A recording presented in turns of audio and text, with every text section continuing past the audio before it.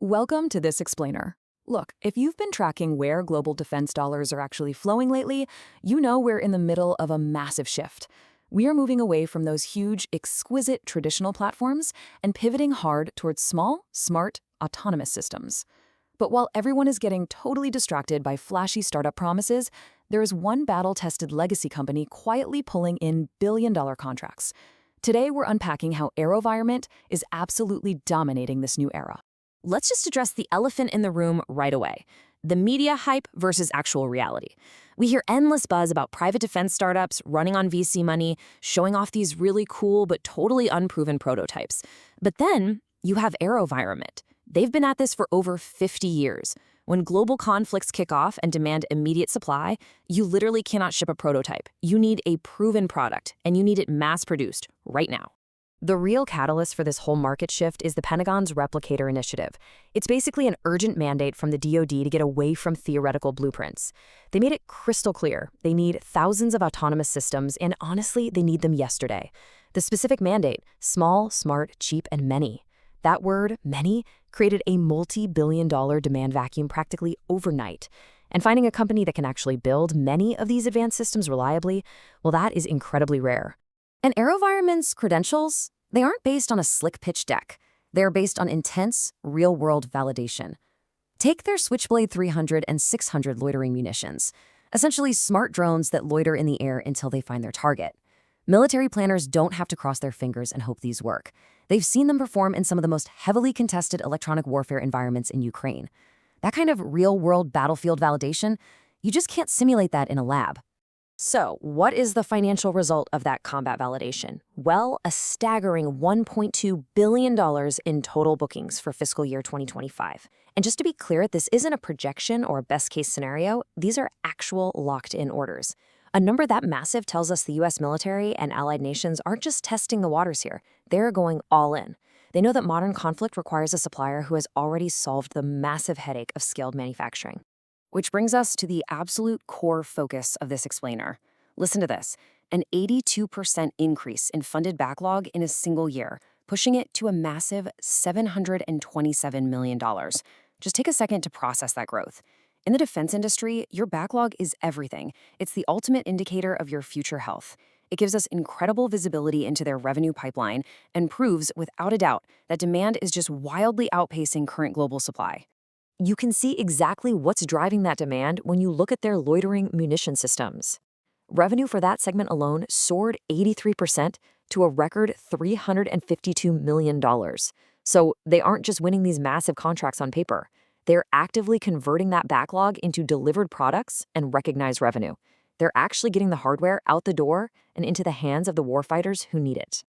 Now, beyond the raw numbers, what makes this tech so hard to replicate? It really comes down to their mastery of low swap. That stands for size, weight, and power. You see, the hardest engineering challenge in defense autonomy isn't just making a drone smart. It's packing high-density energy, encrypted comms, and precision sensors into something light enough for a single soldier to carry in a backpack into a harsh environment. Mastering that delicate balance is a massive barrier to entry. It seriously keeps the competition at bay. But of course, having the best drone in the world doesn't mean a thing if you can only build, 10 of them a month. To meet this open-ended demand, they are aggressively expanding their Utah production facility to support over $1 billion in annual Switchblade revenue alone. They are pouring massive capital into physical infrastructure just to get ahead of the orders. They're literally building the industrial capacity required to deliver on that promise of small, smart, and many. And those deep, trusted government relationships, they are paying off in a huge way. They recently secured a nearly $900 million foreign military sales contract. It's built as an IDIQ, which, if you aren't familiar, is essentially an open tab that lets allied forces easily order systems over the next 5 years. On top of that, they grabbed a separate $500 million DoD contract, proving they're just as vital at defending against drones as they are at building them. Right, because AeroVironment isn't just about offensive drones. They are a total powerhouse in counter-UAS, or anti-drone technology. Get this. Their Locust laser weapon recently had a 100% success rate shooting down threats at sea aboard the USS George H.W. Bush, detecting an incoming threat with radio frequencies and then actively neutralizing it with directed energy lasers in the middle of the ocean. It sounds like sci-fi, but it is an astonishing technological reality today. To further broaden their portfolio, they recently delivered their brand new P550 system to the U.S. Army for a long-range reconnaissance program. This thing is purpose-built for tactical environments with a really slick plug-and-play modular design. Securing this initial delivery for a program that's estimated to be worth around $1 billion, that ensures their growth is diversified. They're definitely not just a one-trick Switchblade pony. They're also heavily securing their future with some seriously awe-inspiring tech. Take the Horus A, for example. It's a solar-powered drone designed to fly in the stratosphere to provide 5G connectivity in partnership with SoftBank. I mean, just think about the physics involved there. Operating at the edge of space for continuous connectivity is revolutionary. Combine that with their new Red Dragon attack drone and the Jump 20X VTOL system, and it's clear their R&D is pushing the absolute boundaries of unmanned systems. But here is the pivot that changes everything. Their recent transformative acquisition of BlueHalo fundamentally elevates them from being just a premier drone manufacturer into a full-spectrum, multi-domain defense provider.